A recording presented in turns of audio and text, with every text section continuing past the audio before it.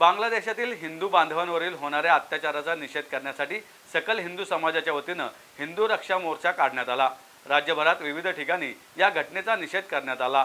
गंजपेठेतील लहुजी वस्ताद साळवे तालमीपासून हा मोर्चा निघाला। सुमारे 500 ते 550 हिंदू बांधव भगिनी या मोर्चात सहभागी झाले होते। बांगलादेश निर्माण झाल्यानंतर ठरलेल्या कराराप्रमाणे त्या देशातील धार्मिक स्थळे सुरक्षित राहून अल्पसंख्याक नागरिक सुरक्षित राहतील या अपेक्षेने हजारो हिंदू कुटुंबीय बांगलादेशामध्ये स्थिरावले। मात्र या अपेक्षांचा भंग झाल्याचे सध्या दिसून येत आहे। अल्पसंख्याक असलेल्या हिंदू समाजावर वारंवार अत्याचाराच्या घटना घडत आहेत। हिंदूंचे श्रद्धास्थान असलेली पुरातन मंदिरांची मूर्तीची तोडफोड केली जात आहे। हिंदू महिलांवर बलात्कार केले जात आहेत। तसेच त्यांच्यावर अमानुष अत्याचार करून ठार मारण्यात येत आहे। हिंदूंच्या तसेच दलित बांधवांच्या मालमत्ता जमिनी अवैध मार्गाने बळकावून तसेच त्यांना बेघर केले जात आहे।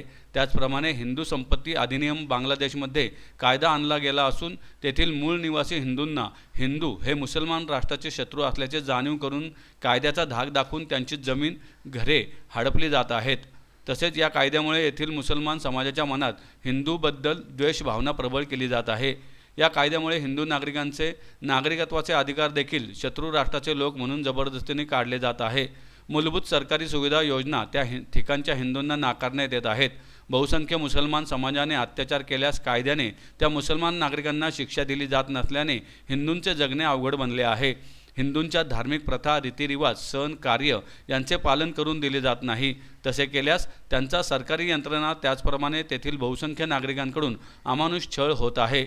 त्यामुळे आता हिंदूंना त्या ठिकाणी धर्मांतरण करणे अथवा पलायन करणे इतकेच मार्ग शिल्लक राहिलेले आहेत।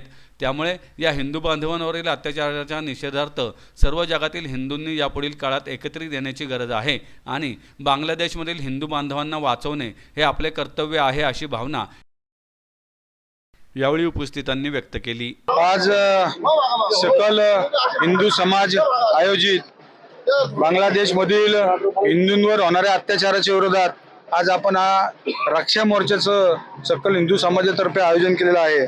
शतकानुशतके भारत मातेच्या हृदयावर होणारे अनेक गाव शोषक विभाजित होत असणारी भारत माता तिच्या धर्माच्या आधारावर झालेला शेवटचा तुकडा म्हणजे बांगलादेश आणि या बांगलादेशमध्ये आपली प्राचीन हिंदू धर्म संस्कृती हिंदू धर्मस्थळ प्राचीन मूर्त्या ही आज ज्या भग्नावस्थेत होत चालल्या आहेत त्याचा निषेध म्हणून आज आंतरराष्ट्रीय मानवाधिकार दिनानिमित्त हिंदू रक्षा मोर्चाचं आयोजन केलेलं आहे। हा कुठल्या समाजाचा हा कुठल्या पक्षाचा हा कुठल्या संघटनेचा मोर्चा नसून हा सकल हिंदू समाजाचा हिंदू समाजाने हिंदू समाजासाठी काढलेला मोर्चा म्हणजे हा हिंदू धर्म रक्षा मोर्चा आहे। बांगलादेशमध्ये आज जर तुम्ही बघितलं महिलांवर होणारे अमानुष अत्याचार पुरुषांवर होणारे गुलामगिरी आणि तिथली सत्ता जी आहे मदमत्त सत्तेत असलेले तिथले बहुसंख्यक जी काही जमात असेल ती त्याच्या विरोधात त्यांना धडा शिकवण्यासाठी आमचं गाऱ्हाण भारत सरकारने आंतरराष्ट्रीय स्तरावर मांडण्यासाठी आज या हिंदू सकल मोर्चाचं आयोजन केलं आहे। आज आमच्या बांधवांनी सांगितल्याप्रमाणे हा आजचा मुक मोर्चा होता, पुढचा मोर्चा हा ठोक मोर्चा असेल याची नोंद घेणं गरजेचं आहे।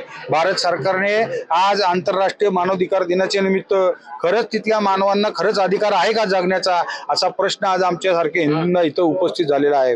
बांगलादेशमध्ये तुम्ही जर बघितलं हिंदू साधू संतांची जी होरपळ होत आहे अमानुषपणे हिंसाचार नरसंहार होत आहे त्याला कुठं ना कुठं तरी थांबवण्यासाठी आज या हिंदू समाजाने हिंदू समाजासाठी काढलेला मोर्चा आहे।